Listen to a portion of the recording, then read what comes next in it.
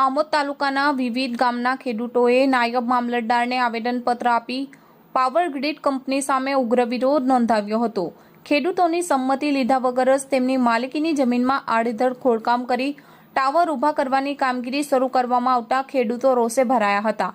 તેમજ વિરોધ કરનાર ખેડૂતોને પોલીસની ધમકી આપી દબાવવાનો પ્રયાસ કરવામાં આવી રહ્યો હોવાના આક્ષેપો કરવામાં આવ્યા હતા। તંત્ર દ્વારા પાવર ગ્રીડ કંપની સામે કાર્યવાહી કરવાની જગ્યાએ ખેડૂતો પર દમન ગુજારવામાં આવી રહ્યો હોવાનો આક્ષેપ કરવામાં આવ્યો હતો।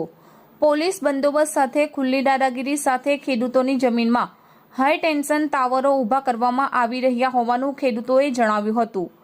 અત્રે ઉલ્લેખનીય છે કે ખેડૂતો અગાઉ સ્થાનિક ધારાસભ્ય ડીકે સ્વામી તથા ગુજરાત સરકારના ઉર્જા મંત્રી ઋષિકેશ પટેલને રૂબરૂ મળી રજૂઆત કરી હતી, ત્યારે તેમને ખાતરી આપવામાં આવી હતી કે ખેડૂતોને વળતર મળ્યા બાદ જ કામગીરી હાથ ધરવામાં આવશે, પરંતુ કોઈપણ જાતની ચર્ચા કે વળતર ચૂકવ્યા વગર જ પાવર ગ્રીડ કંપની તરફથી કામગીરી શરૂ રાખવામાં આવતા ખેડૂતોમાં ભારે રોષ જોવા મળ્યો હતો, જેથી ખેડૂતોએ નાયબ મામલતદારને આવેદનપત્ર આપી તંત્રને સ્પષ્ટ ચેતવણી આપી હતી કે પાવર ગ્રીડ કંપની કામ બંધ નહીં કરે તો રસ્તા રોકો આંદોલન કરવામાં આવશે અને કોઈ અશાંતિ ફેલાશે તો તંત્રની જવાબદારી રહેશે।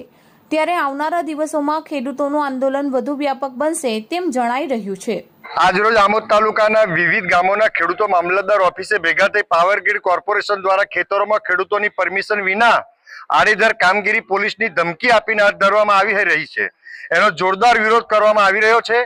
ખેડૂતોએ આ અંગે અગાઉ ધારાસભ્ય શ્રી ડીકે સ્વામી તેમજ ઉર્જા મંત્રી ઋષિકેશભાઈ પટેલને રૂબરૂ ગાંધીનગર મળી રજૂઆત કરી હતી, ત્યારે તેઓએ વળતરના પ્રશ્નો ઉકેલ્યા વિના કામગીરી હાથ ધરવામાં આવશે નહીં એવી મૌખિક ખાતરી પણ આપી હતી। તેમ છતાં પાવર ગ્રીડ દ્વારા કામગીરી હાથ ધરવાની કવાયત હાથ ધરતા ખેડૂતોમાં રોષ ભભૂકી ઉઠ્યો છે અને જો આ કામગીરી શરૂ કરાશે તો ખેડૂતો ભેગા મળી પ્રતિકાર કરશે અને જરૂર પડે રસ્તા રોકો આંદોલન કરતા પણ ખચકાશે નહીં અને અશાંતિ પેદા થશે તો તંત્રની સંપૂર્ણ જવાબદારી રહેશે।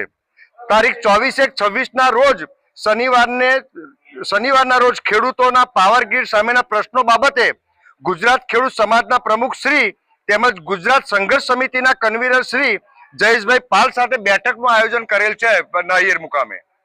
હઠીલા હનુમાનજી।